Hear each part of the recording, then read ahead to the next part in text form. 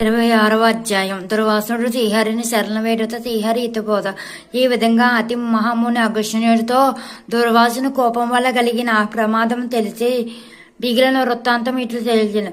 ఈ విధముగా ముక్కోపి అయిన దుర్వాసును భూలోకము, పౌరలోకము, పాతాళ లోకము, సత్యలోకము తిరిగి అన్ని లోకములోనూ తను రక్షించేవారు లేకపోతే వైకుంఠమునున్న మహావిష్ణువు కడుగు వెళ్ళి వాసుదేవ జగన్నాథ శరణాగత రక్షణ బిరుదాంకిత రక్షింపుము, నీ భక్తుడైన అంబరీషుడు కీడు చెయ్యదల. దుర్వాసుడు విష్ణువును శరణు కోరుట. శ్రీహరి ఇతపోద.